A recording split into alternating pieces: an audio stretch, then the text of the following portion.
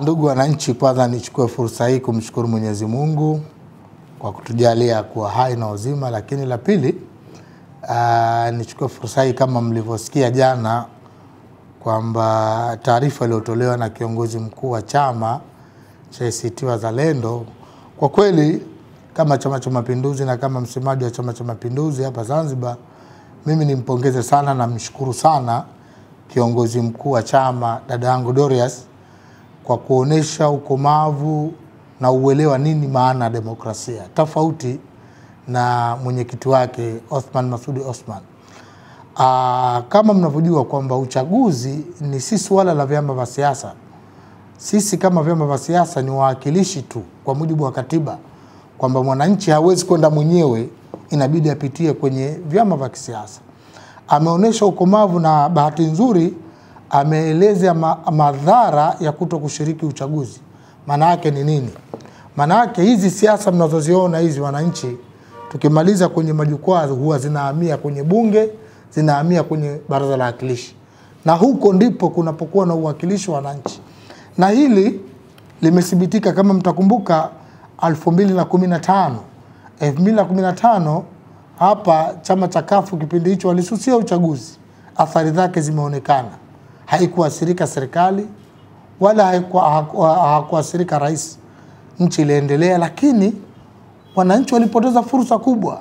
Sasa hii ni kuonesha upevu na ukomavu wa kiongozi mkuu wa ACT Wazalendo, kwa sababu alichokisema kwamba hizi siasa zetu tunazoziendesha lengo kubwa ni kuwatumikia Watanzania. Sasa mimi nichukue fursa hii kumpongeza tu na kuithibitishia dunia kwamba ACT watashiriki, tofauti na kauli zilizokuwa zinatolewa za mkato za mwenyekiti wao Othman Masoud, mara mguu supu, mara tutapiga penalti, mara sijui hivi. Lakini jana mmemsikia Dorius alizungumza wazi, lakini akazungumza jambo la msingi kwamba wataendelea kupigania michakato ndani ya mfumo.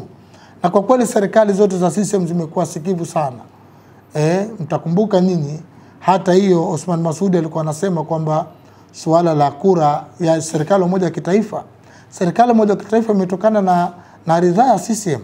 Chama cha Mapinduzi kilikutana Butiama mkoa wa Mara, tukazungumza kutokana na hali ya kisiasa Zanzibar tuwe na serikali moja ya kitaifa, kwamba sio kweli kama kuna mwana CCM haipendi ama viongozi wa CCM haitaki serikali ya moja ya kitaifa. Serikali hii imekuja kwa matakwa ya wana CCM, na ndio maana mpaka leo sisi kutuuliza serikali, sisi kama chama tunaunga mkono uwepo wa serikali moja ya kitaifa, ndio jukwaa la kufanya siasa za Zanzibar. Kwa maana mimi nilitaka kuchukua fursa hii kwamba nimpongeze chama cha ACT Wazalendo, na hii sasa iwe funzo ama iwe darasa kwa vyama vingine, hususan ndugu zetu wa Chadema. Demokrasia nchi hii imepiganiwa kwa wakati mkubwa sana. Leo nitashangaa sana kwamba Chadema wakiendelea na msimamo huo wa kutokushiriki uchaguzi, no reform no election. Kwa kweli ni kuwanyima fursa wananchi kuchagua viongozi wanaotaka. CCM huwa tunafurahi tunapokuwa katika bunge, kwenye baraza la wawakilishi, tukiwa na uigo mpana wa mawazo tofauti. Kwa maana hiyo mimi ni washauri tu kwamba ndugu zetu wa Chadema wafate mwelekeo wa wenzao ACT Wazalendo. Kama kuna siasa basi zikazungumzwe bungeni, zikazungumzwe baraza la wawakilishi. Na ndugu wananchi, mtapenda kukumbuka kwamba Tanzania imeshafanya mabadiliko mengi hapa kupitia bunge. Nakumbuka kulikuwa na ESCO, kulikuwa na EPA, kulikuwa na Richmond. Haya yote yaliibuka kwa kuchagiza uwepo wa vyama vya upinzani kwenye bunge. Sasa leo unapokiondosha chama kwa muda miaka 5 kisikuwepo kwenye siasa za Tanzania, automatically hicho chama unakwenda kukiua. Uhai wa vyama vya kisiasa ni uwepo kwenye mabunge yetu haya. Kwa maana hiyo wafikirie zaidi ambao wanaotaka kuipeleka nchi yetu ama kuvipeleka vyama baadhi kuto kushiriki uchaguzi. Kwa maana hicho chama kinakwenda kufa moja kwa moja. Kisiposhiriki kwenye shughuli za kiuchaguzi, hakika hicho chama kimepotea. Mimi ni wasihi sana Watanzania wenye nia ya kutaka kuomba ridhaa kupitia vyama vya siasa. Kama mlango wa kulia umefungwa, basi tafuta mlango wa kushoto. Nchi yetu ina vyama takriban 19. Wanaweza kwenda kujiunga huko, wakapata nafasi ya kushiriki kwenye uchaguzi wa nchi yao na wakapata fursa ya kuwakilisha wananchi ambao wanaowaamini kwenye maeneo yao. CCM sisi hatujawa monopoly kwamba sisi ndo sisi, hapana. Tunapenda uwepo, na jambo la kushangaza sana unapowasikia baadhi ya viongozi wa Chadema, hususan mwenyekiti wao na makamu mwenyekiti Heche, utashangaa sana. Wanasahau tume hii ya uchaguzi na sheria hizi za uchaguzi zilikuwepo 2015. Walipata viti vingi. Ukimwangalia Tundu Lissu amekuwa mbunge zaidi ya vipindi viwili. Ukimwangalia Heche na wabunge wengine. Sasa ni jambo la kushangaza sana eti kusema bila mabadiliko hakutakuwa na haki. Upinzani nchi hii wamefikisha kura takriban 42% kura za urais 2015, lakini waliwahi kuchukua majiji yote makubwa na tume hii. Kwa maana hiyo kitendo ambacho kilichofanywa na ACT ni ukomavu wa demokrasia kama viongozi wake, hususan kiongozi mkuu wa chama, kuona athari zitakazojitokeza pindipo watapokuwa hawajashiriki uchaguzi.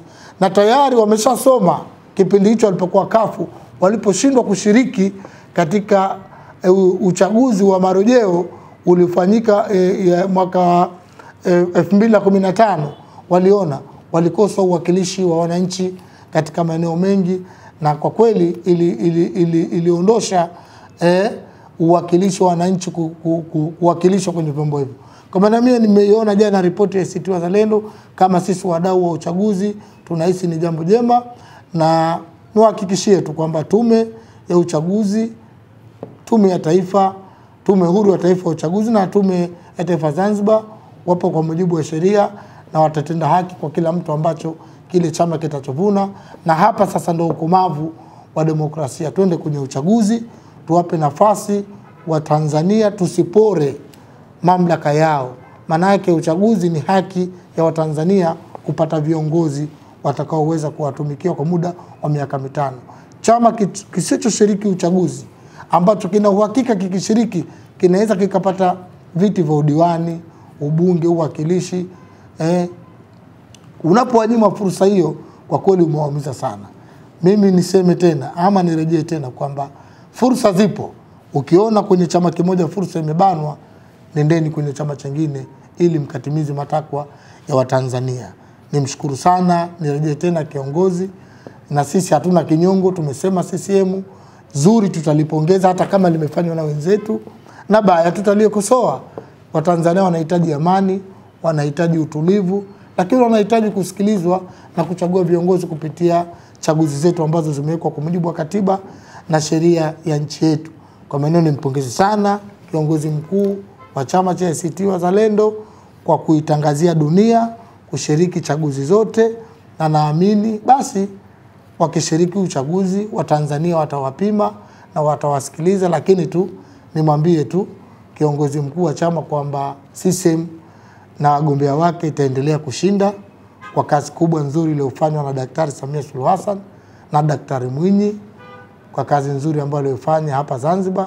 Kwa maana hiyo ni watoe shaka kwamba washiriki uchaguzi, lakini wakielewa kwamba ushindi ni huko kwa CCM, tena ushindi wa kishindo usiokuwa na shida, na wao watakuwa wametimiza takwa la kikatiba na kisheria pale ambapo watakaposhiriki chaguzi. Na tuvisi vyama vingine vyote viwakilishe wananchi na wanachama wao kwa kushiriki uchaguzi huu utakaokuja wa 2025, na baadaye nchi yetu ipate viongozi wale uchaguliwa kihalali kupitia kura na sauti za wananchi. Asanteni sana, nikushukuruni sana kabisa. Hizi nilikuwa ni salamu zetu kama wadau wa kisiasa, kuwapongeza wenzetu ACT kwa kutoa tangazo lao hilo la kuithibitishia dunia na Watanzania kwamba watashiriki uchaguzi huu.